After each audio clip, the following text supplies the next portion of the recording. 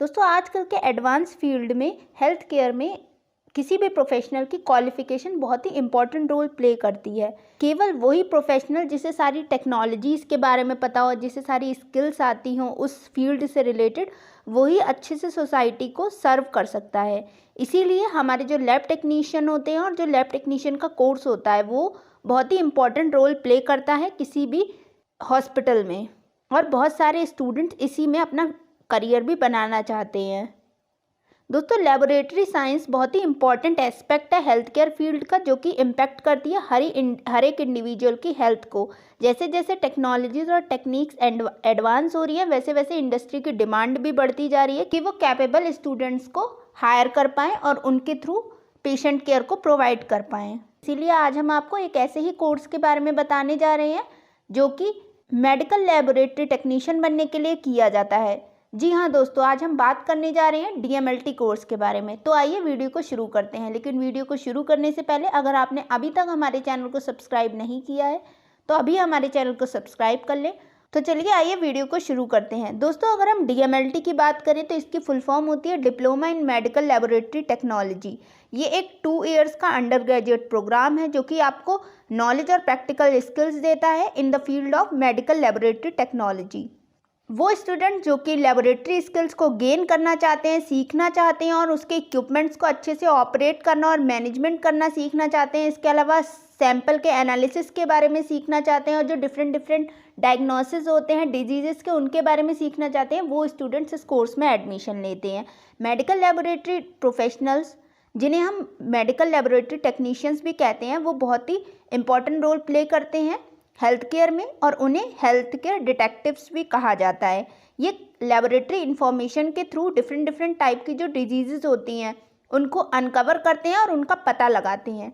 उनकी जो laboratory analysis होती है वो किसी भी डॉक्टर को किसी भी पेशेंट को ट्रीट करने में और उसकी जो डिजीज़ होती है उसे अच्छे से ट्रीटमेंट कराने में हेल्प करती है। इसीलिए मेडिकल लेबोरेटरी टेक्नीशियन का रोल बहुत ही इम्पॉर्टेंट होता है किसी भी हेल्थ केयर सर्विस में। आइए अब हम इसके लिए एलिजिबिलिटी क्राइटेरिया की बात कर लेते हैं कि इसके लिए आपको क्या क्या करना अनिवार्य होता है।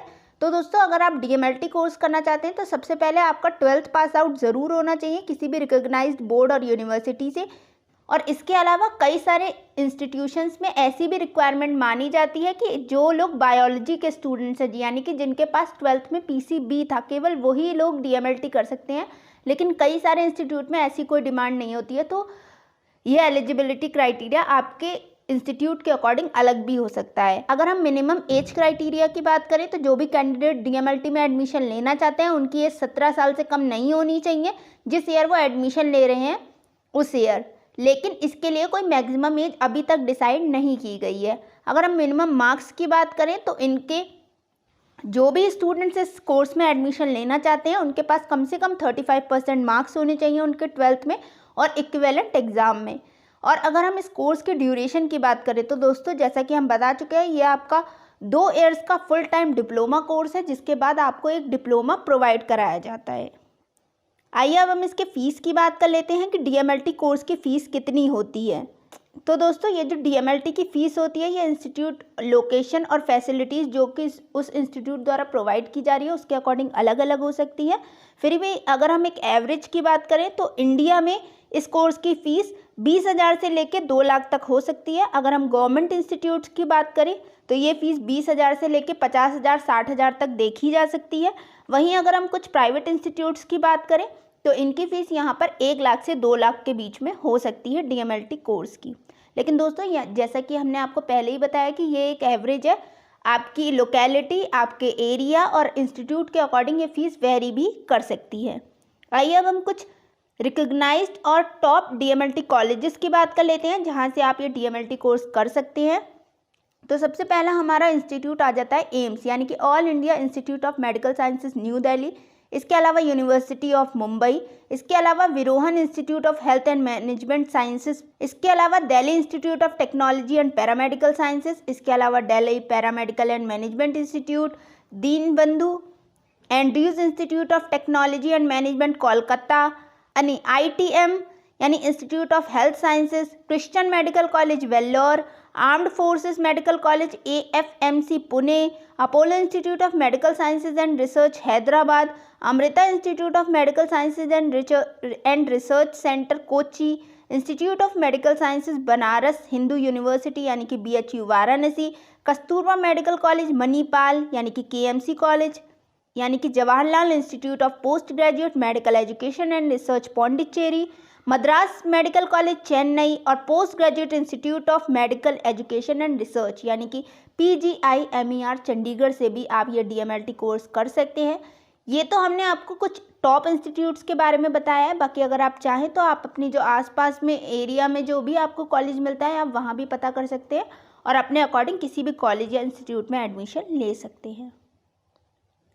आइए अब हम करियर अपॉर्चुनिटीज़ की बात कर लेते हैं। तो दोस्तों अगर हम बात करें कि आपको DMLT कोर्स करने के बाद कहाँ कहाँ पर आपकी जॉब लगती है और कहाँ कहाँ पर आपको स्कोप मिलता है, तो सबसे पहले आप मेडिकल लेबोरेटरीज़ में जॉब के लिए अप्लाई कर सकते हैं, हॉस्पिटल्स एंड क्लिनिक्स में आप जॉब कर सकते हैं, डायग्नोस्टिक जो सेंटर्स होते हैं उनमें भी आप जॉब कर सकते हैं, रिसर्च लेबोरेटरीज़ में भी आपके लिए एक अच्छा स्कोप देखने को मिलता है, ब्लड बैंक्स में भी आप जॉब के लिए अप्लाई कर सकते हैं, फार्मास्यूटिकल कंपनीज़ में आप जॉब के लिए जा सकते हैं, एकेडमिक इंस्टीट्यूशंस में आप टीचर की पोस्ट पे अप्लाई कर सकते हैं। इसके अलावा पब्लिक हेल्थ एजेंसीज़ में भी आप जॉब कर सकते हैं।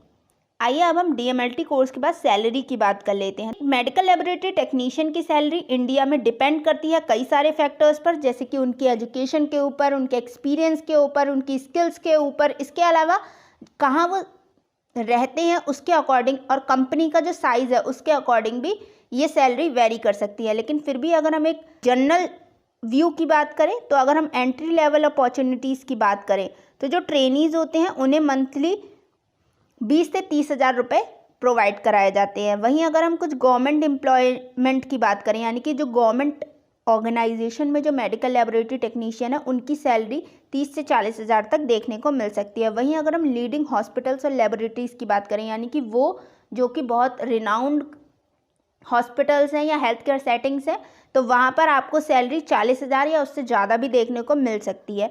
इसके अलावा एक आपको एडिशनल बेनिफिट यहाँ पर ये मिल जाता है कि कई सारे इंस्टीट्यूट में जो हेल्थ केयर सेटिंग्स में जो लोग जॉब करते हैं उनके लिए कई सारे अलाउंसेस प्रोवाइड कराए जाते हैं जो कि आपको एक ओवरऑल कंपनसेशन प्रोवाइड करा देते हैं आपकी कम सैलरी के अकॉर्डिंग। लाइक वहाँ पर आपको अलग अलग और भी अलाउंसेस प्रोवाइड कराए जाते हैं कई सारे हॉस्पिटल में, तो आप उसे एज अ कंपनसेशन ले सकते हैं। आज की वीडियो में बस इतना ही। आशा करते हैं कि आपको ये वीडियो पसंद आई होगी। अगर आपको ये वीडियो पसंद आई हो तो इसे लाइक और शेयर ज़रूर करें। अगर आप ऐसी ही वीडियोस भविष्य में भी चाहते हैं तो हमारे चैनल को सब्सक्राइब करें।